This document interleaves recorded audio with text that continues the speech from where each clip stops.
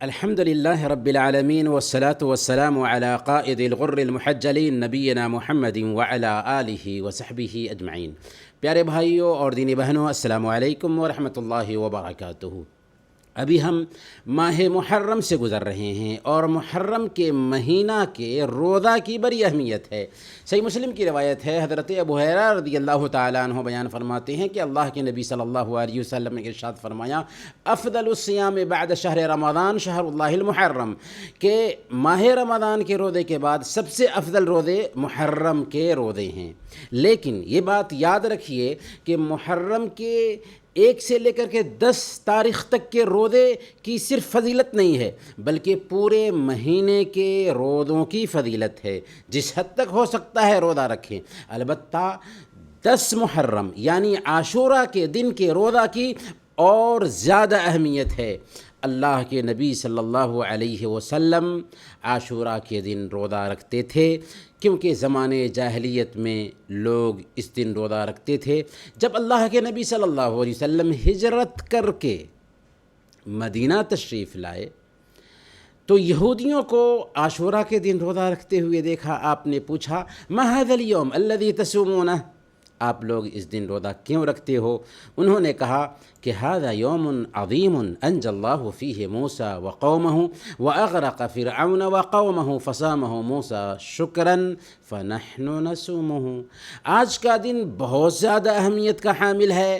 اللہ تعالیٰ نے حضرت موسیٰ علیہ السلام اور بنو اسرائیل کو آج ہی کے دن فرعون کی غلامی اور اس کے مظالم سے نجات دی تھی، نیز فرعون اور اس کی قوم کو غرقاب کیا تھا۔ چنانچہ موسیٰ علیہ السلام نے اس احسان پر عاشوراء کے دن روزہ رکھنا شروع کر دیا تھا، اور ہم بھی اس دن موسیٰ علیہ السلام کی سنت کو زندہ کرتے ہوئے روزہ رکھتے ہیں۔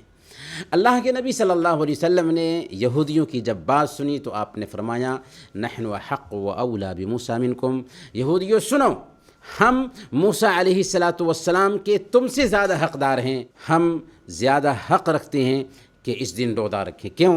اس لیے کہ عیسیٰ علیہ السلام کو ماننے کا دعویٰ کرتے ہیں، یہودی موسیٰ علیہ السلام کو ماننے کا دعویٰ کرتے ہیں، لیکن حقیقی معنوں میں عیسیٰ علیہ السلام اور موسیٰ علیہ السلام کی تابعداری کرنے والے مسلمان ہیں، کیونکہ ان کا دین جو تھا اسلام ہی تھا، اور ہم مسلمان ہیں، اور عیسیٰ علیہ السلام اور موسیٰ علیہ السلام کی تعلیم وہی تھی جو تعلیم اللہ رب العالمین نے آخری دین کی حیثیت سے پیارے نبی صلی اللہ علیہ وسلم کو دیا تھا۔ چنانچہ اللہ کے نبی صلی اللہ علیہ وسلم نے خود روزہ رکھا اور صحابہ کرام کو بھی روزہ رکھنے کا حکم دیا۔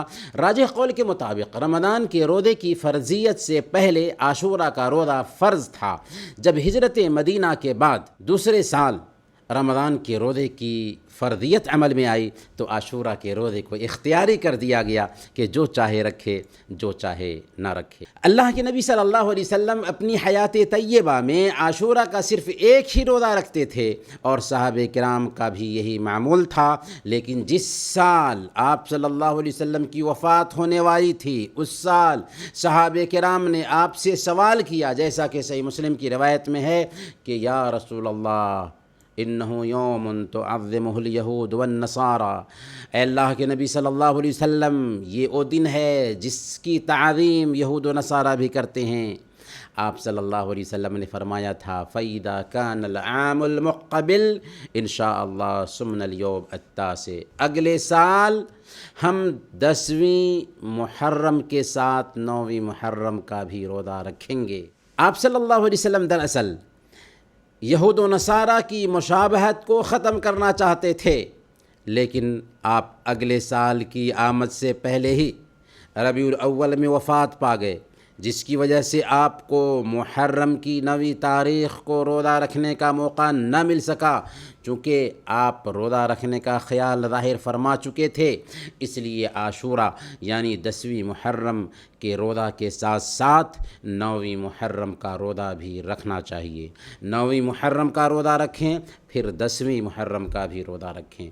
اس روزے کی فضیلت کے تعلق سے جب اللہ کے نبی صلی اللہ علیہ وسلم سے پوچھا گیا تو صحیح مسلم کی روایت کے مطابق اللہ کے نبی صلی اللہ علیہ وسلم نے ارشاد فرمایا کہ عاشورہ کا روزہ گزرے ہوئے 1 سال کے گناہوں کو دھو ڈالتا ہے، بلکہ سنن ابن حبان کی ایک روایت ہے ذالک صوم سنہ، یعنی عاشورہ کا روزہ 1 سال روزہ رکھنے کے برابر ہے۔